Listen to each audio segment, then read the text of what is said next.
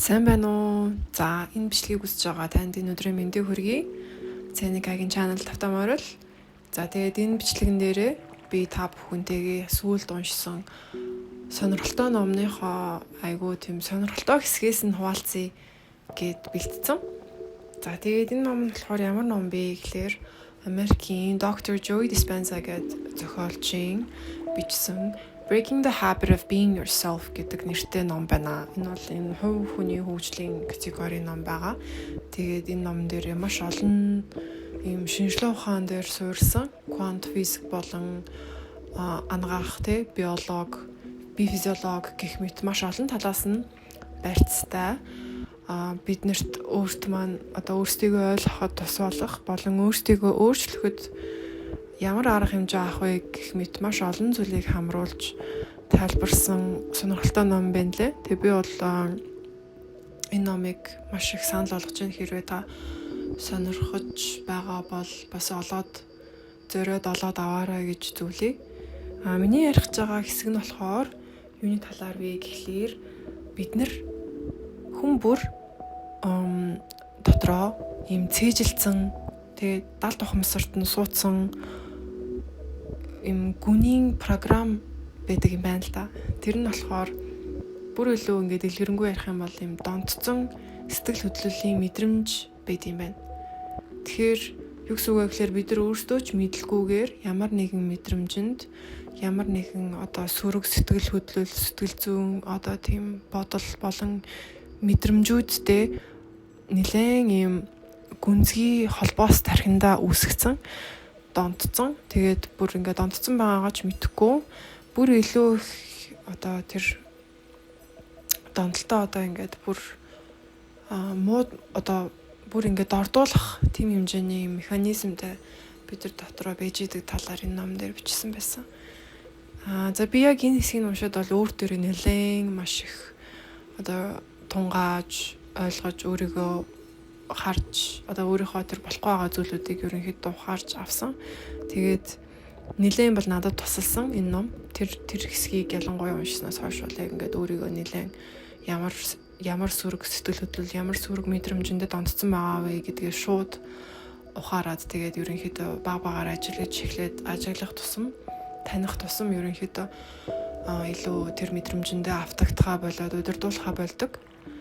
За тэгэхээр яг энэ донтолтын талаар илүү дэлгэрэнгүй хуваалцъя л да. Яагаад бид нар мэдрэмжиндээ донтдог вэ гэхээр айгүй сонирхолтой. Хүний сэтгэл хөдлөл болон мэдрэмж, эмоцууд бидний биед маш олон юм химийн ургууллыг ялгаруулж байдаг юм байна. Тэр нь ингээд энгийнээр ойлгох юм бол бидний мэдрэлийн систем буюу амьд байхад маш их хэрэгцээтэй цэнэг болж өгдөг юм байна лээ.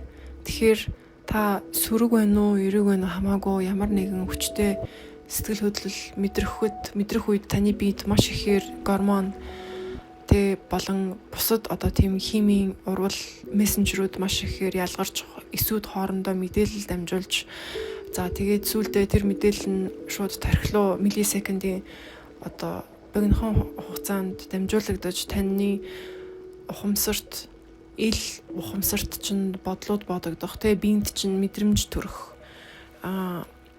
дээрэс нь ерөнхийдөө ингэж тэгж л ажилдаг байх нь л хүний бие.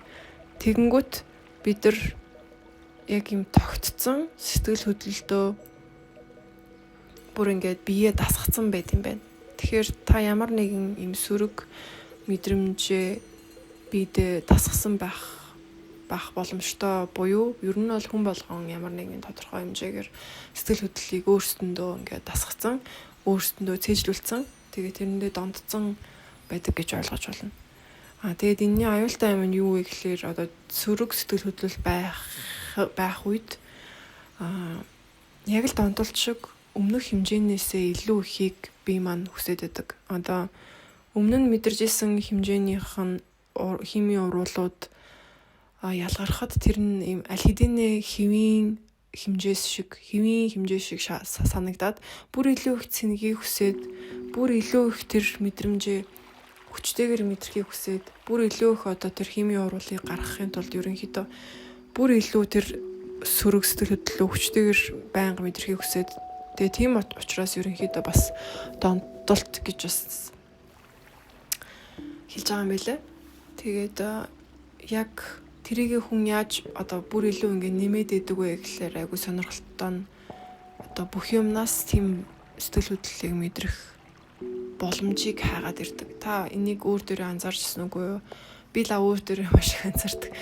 Ингээд одоо нэг юм хэрүүл хайгаад ч юм уу те ингээнээр хэлэх юм бол эсвэл одоо уур уцаартай хүн уурлах боломжийг ингээд хайгаал уурлах хэрэггүй юм дээр уурлаад ч юм уу те уурлахаар юм болоогүй байхад уурлаад байдаг ч юм уу бүр цаашлаад тухайн хүний тэр цээжилсэн дондцсон сэтгэл хөдлөлтөө уялдуулаад хүн өөрийнхөө reality буюу бодит амьдралын үйл явдлуудыг ч гэсэн manifest хийж ингэж create буюу бүтээдэг талаар энэ ном дээр бас дурддаг. Тэр нь бол надад маш сонирхолтой санагдсан. Тэгэхээр бид нар ямар сэтгэл хөдлөлтөө автцсан, ямар сэтгэл хөдлөлөөрөө одоо бидний амьдрал маань яваад байгаа юм бэ? Тэрийг бол мэдэх хэн маш чухал болж таарж байна гэсэн. Тэрний чинь уралдаатай бидний ерөнхийдөө ингээд амьдрал ямар үйл явдлууд өрнөж чинь, ямар хүмүүстэй танилцж чинь, ямар хүмүүстэй уулзж чинь ч юм уу да тэр бүх тохиолдол мэд санагдж байгаа жижиг сажиг бүх зүйлс таны өөрийн чинь бүтээсэн бодит байдал буюу одоо reality шүү гэдгийг энэ ном дээр айгүй гоё quantum physics-ийг хүртэл ашиглаад ерөнхийдөө гоё шинжлэх ухааны үндэстэйгээр тайлбарсан байсан. За тэгээд яг энэ донтцсон сэтгэл хөдлөлийн талаар бүр илүү дэлгэрэнгүй ингээд хуваалцах юм бол ерөнхийдөө бидний бодол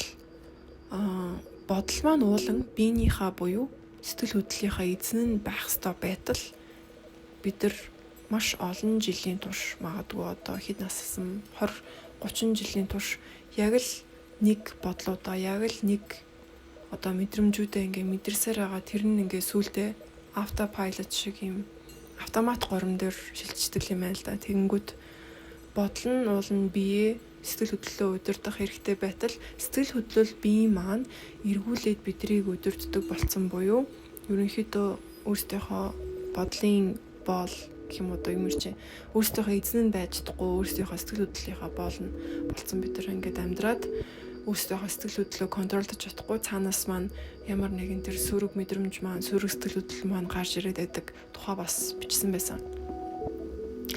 Тэгээд хамгийн гол бидний зорих ёстой зорилго нь юу вэ гэхлээр мэдээж өөрсдийнхөө эзэн нь буюу бодлороо өөрсдийнхөө бие сэтгэл хөдлөлөө ингэж удирддаг. Хэрвээ эрийг юм бодож, эрийг юм мэдэрмээр байвал эрийг юм бодож, эрийг юм мэдэрч чаддаг те биендээ ч гэсэн тэр уруулуудыг явуулж чаддаг худлаагаасаа биш яг жигнэсээ яг тийм уруулуудыг явуулж тэрнээсээ улбалаад эрэг реалитиг ч гэсэн бүтээж чаддаг болох талаар бас энэ номон дээр дурддаг. Одоо яг орчин үед бид нар бүгдээрээ л яг ямархуу далд ертөнцийн manifestation тэгэл одоо бүтээгч байх гээл те энэ талаар маш их олон талаас олон өнцгөөс шашны үүднээс ч гэсэн ерөнхийдөө дандаа ярьдаг. Тэгээд яг энэ номыг бол надад унших нь маш өөрт бол хэрэгцээтэй гоё сонирхолтой яг нэг үнцгийн айгүй гоё баттай баталгаатай барьцтай шинжлэх ухаан дээр суурилснаар ингээд тайлбарсан нь бол айгүй таалагдсан.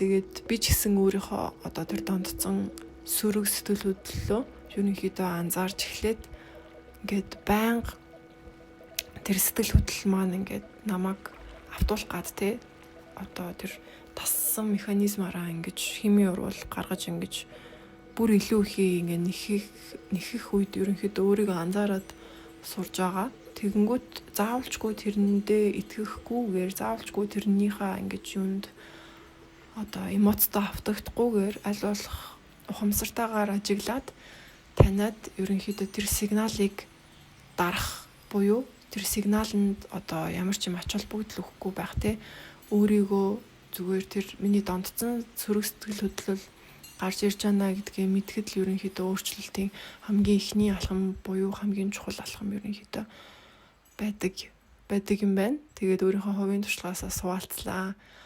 Энэ номноос өөр сонирхолтой сэдвүүдийг би бас бэлдээд хуваалцъя гэж бодож байгаа. Тэгээд хэрвээ тань сонирхолтой санагдсан бол намайг дэмжээрэй. Тэгээд эмчилгээг үзсэнд баярлалаа. Танд амжилт хүсье. Та өөрийнхөө донтцсон байх бангадалтай тэр сэтгэл хөдлөлөө сайн олж тодорхойлоод тэрнтэйгээ ажиллаад өөрийгөө ангаагаараа өөрийнхөө программыг, өөрийнхөө далд ухамсарынхаа тэр одоо эзэнгүй байгаа, контролгүй байгаа тэр удирдлагыг өөрийнхөө гартаа аваарай гэж хүсэн өрөөж байна. Баяр таа.